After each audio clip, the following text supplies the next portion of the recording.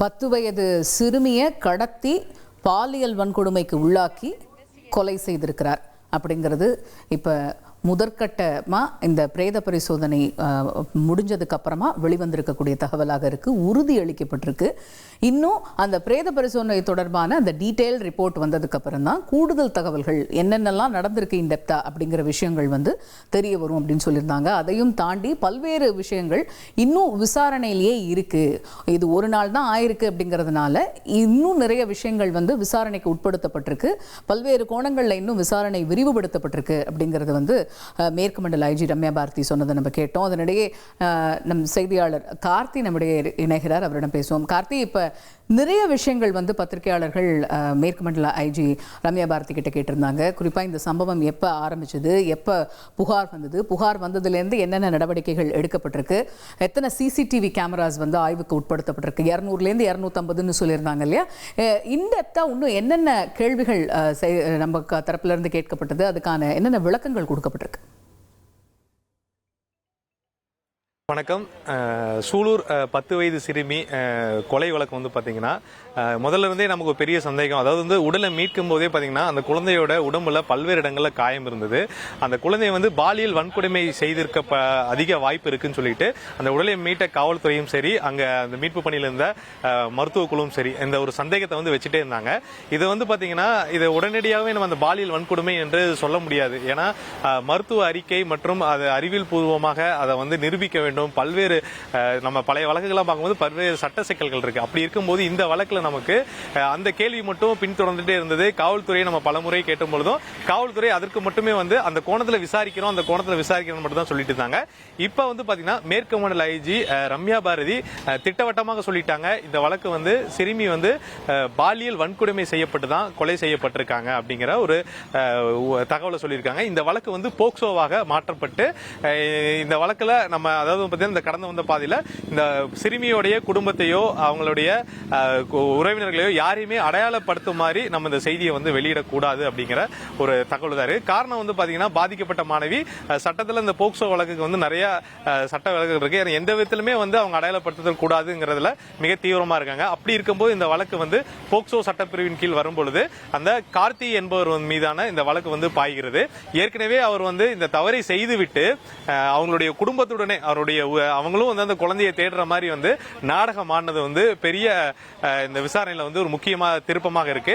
அப்படி இருக்கும்போது பாத்தீங்கன்னா பக்கத்து வீட்டில் இருக்கக்கூடிய ஒரு நபர், அதாவது இந்த பாதிக்கப்பட்ட உயிரிழந்த சிறுமி பாத்தீங்கன்னா அந்த பகுதிக்கு 25 நாட்கள் தான் ஆகுதாமா. புதிதாக வேறு பகுதியிலிருந்து குடியேறி இருக்காங்க. அப்படி குடியேற பகுதியில் இந்த கார்த்திக் அந்த சிறுமியை மிக கொடூரமாக இந்த பாலியல் வன்கொடுமை செய்து கொலை செய்தது விசாரணையில் தெரிய வந்திருக்கு.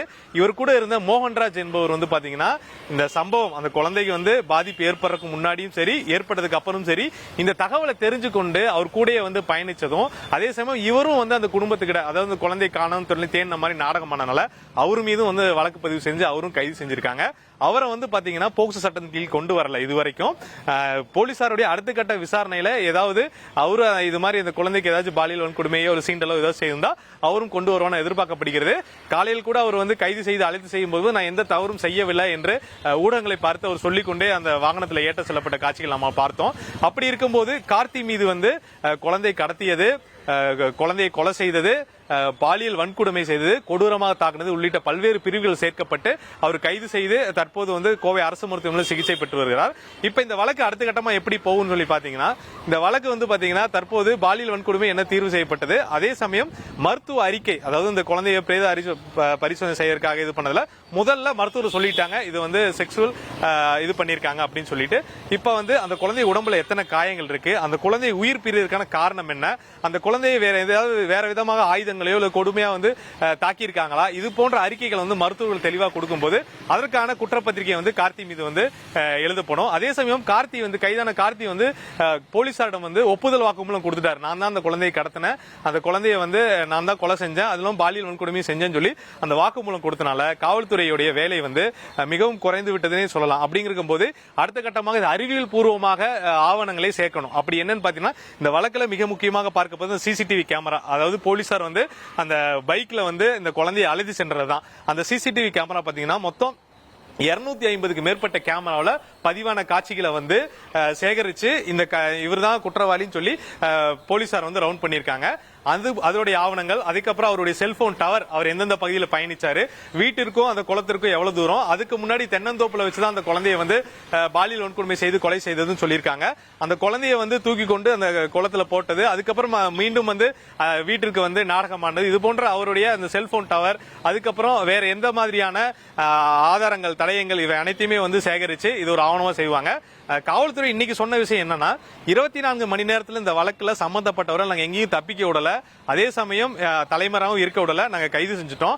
அதே மாதிரி இந்த வழக்கை கூடிய சீக்கிரம் விரைவாக குற்றப்பத்திரிகை தாக்கல் செய்து இவர்களை வந்து சாட்சியங்கள் வந்து அடையாளம் காண்பித்து இவரை வந்து சீக்கிரம் வந்து நீதிமன்றத்தில் உச்சபட்ச தண்டனையை வந்து நாங்க வாங்கி கொடுப்போம் என்ற உறுதியை வந்து மேற்கு மண்டல ஐஜி சொல்லியிருக்காங்க, காவல்துறையும் சொல்லியிருக்காங்க.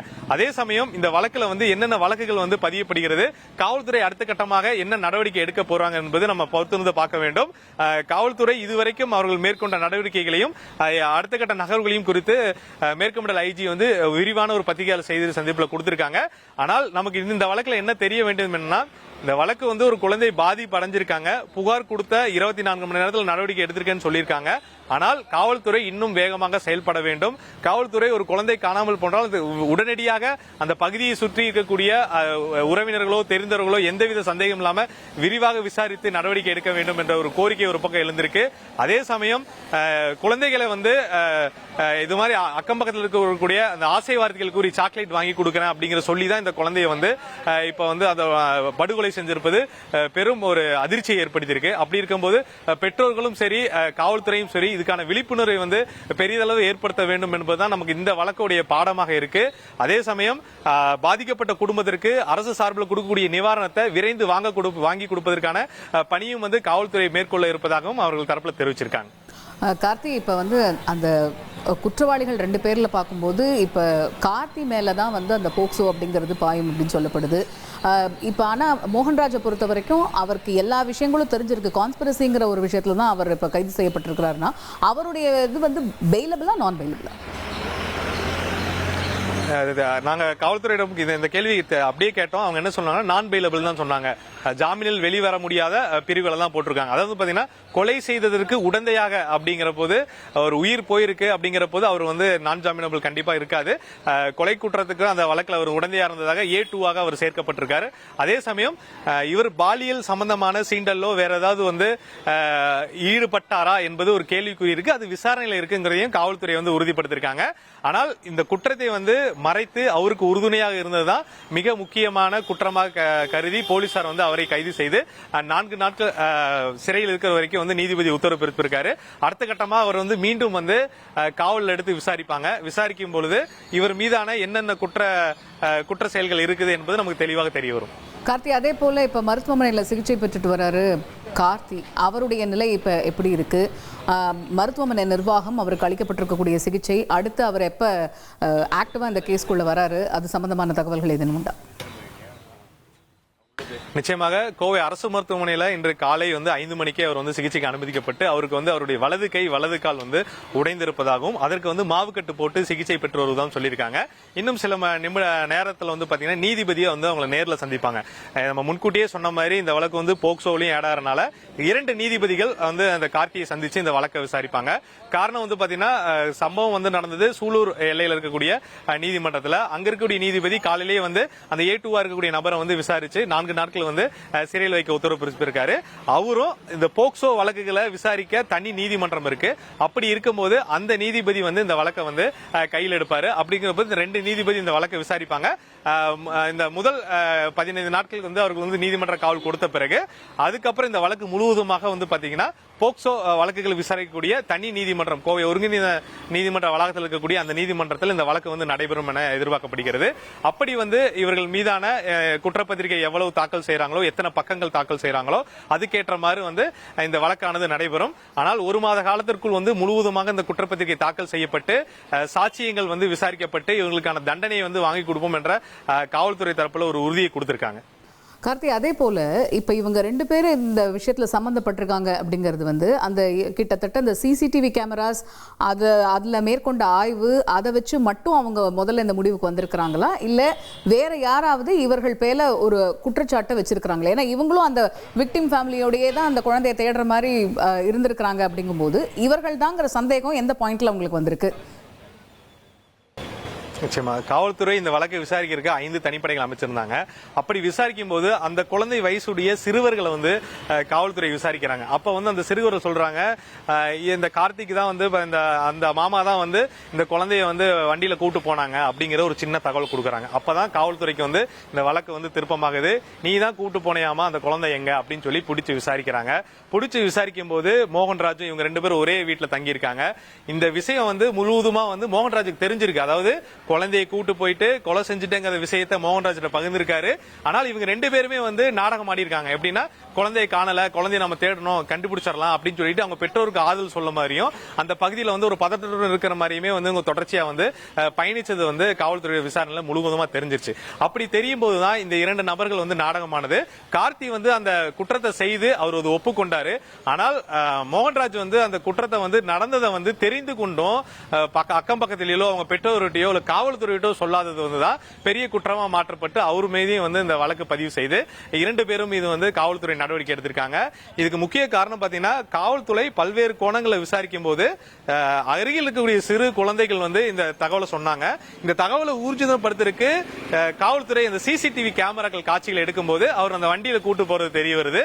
இதையெல்லாம் வைத்து அந்த குற்றம் இவர் தான் குற்றம் செஞ்சிருக்காருன்னு சொல்லி காவல்துறை அவரை சுற்றி வளைத்து கைது செய்ய முயற்சிக்கும் போதுதான், அப்பவும் காவல்துறையிடம் வந்து தப்பிக்க முயன்ற போதுதான் இவருக்கு வந்து கைகால் உடைந்ததாகவும் காவல்துறை தரப்புல ஒரு தகவல் சொல்லியிருக்காங்க.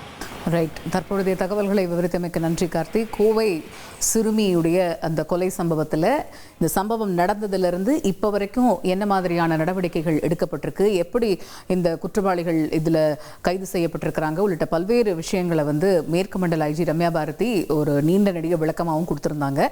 இப்போ பிரேத பரிசோதனை நிறைவு பெற்றிருக்கக்கூடிய சூழலில் மருத்துவர்களுடைய ஃபர்ஸ்ட் அந்த ரிப்போர்ட் என்ன அப்படிங்கிறத வச்சு அந்த சிறுமி வந்து பாலியல் வன்கொடுமைக்கு ஆளாக்கப்பட்டிருக்கிறார் அப்படிங்கிற தகவல் தெரிய வந்திருக்கு. இன்னும் சில நாட்களில் அந்த டீடைல்டு பிரேத பரிசோதனை அறிக்கை வெளிவந்ததுக்கு அப்புறமா இன்னும் கூடுதல் விவரங்கள் இந்த விஷயத்துல என்னென்ன நடந்திருக்கு அப்படிங்கிறது தெரிய வரும். இனி செல்லும் இடமெல்லாம் செய்தி. தந்தி டிவியின் வாட்ஸ்அப் சேனலை ஃபாலோ பண்ணினா செல்ல இருக்கும் இடமெல்லாம் செய்தி. இதோ QR கோட் இப்பவே ஸ்கேன் பண்ணுங்க, ஃபாலோ பண்ணுங்க.